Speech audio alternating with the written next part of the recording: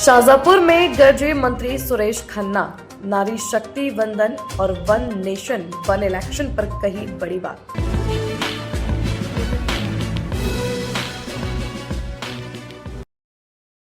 महिला सशक्तिकरण अब केवल नारों तक सीमित नहीं है, बल्कि इसे धरातल पर उतारने के लिए ऐतिहासिक कदम उठाए जा रहे हैं।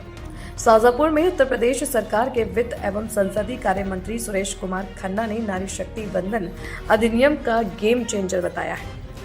मंत्री खन्ना ने न केवल महिलाओं की राजनीति में भागीदारी पर जोर दिया, बल्कि जिले को करोड़ों की विकास योजनाओं की सौगात भी दी। शाजापुर के विकास को नई रफ्तार देते हुए कैबिनेट मंत्री सुरेश खन्ना ने विकास की कई परियोजनाओं की आधारशिला रखी। इस दौरान उन्होंने 1,11,88,000 रुपए की लागत से बनने वाले 5 सामुदायिक भवनों का शिलान्यास किया।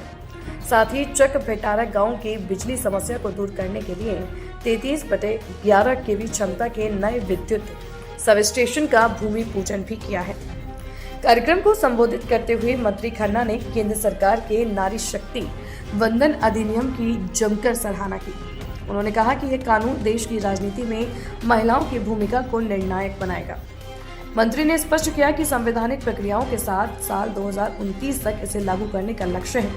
इसके अलावा उन्होंने वन नेशन वन इलेक्शन का समर्थन करते हुए इसे देश के संसाधनों को बचाने वाला कदम बताया। विकास की सौगात 1,11,00,000 रुपए की लागत से बनेंगे 5 सामुदायिक भवन। बिजली संकट का समाधान, चकबेटारा में नए बिजली सब स्टेशन का शिलान्यास। नारी शक्ति वंदन, महिलाओं के लिए राजनीति में आरक्षण को बताया ऐतिहासिक।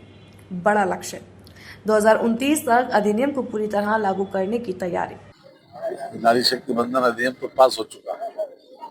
उसमें चूंकि अभी तक ये था कि सेंसस और उसके बाद परिसीमन, ये सेंसस के जो कार्यक्रम आगे तक खिसकना था, इसलिए उसको 29 में ही लागू हो, इस प्रकार की व्यवस्था करने जा रहे हैं। उसमें 3 संशोधन के माध्यम से, उसमें एक संविधान संशोधन भी है और कैबिनेट से कल सहमति मिल गई है।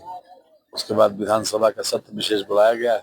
16 से 18 अप्रैल तक 3 दिनों के इस विशेष सत्र में मैं समझता हूँ कि ये एक ऐतिहासिक निर्णय होने जा रहा है, क्योंकि समाज में आधी आबादी की बराबरी की हिस्सेदारी है और हर क्षेत्र में महिलाओं के योगदान से जो हमारा उद्देश्य होता है उसमें 4 चांद लगते हैं।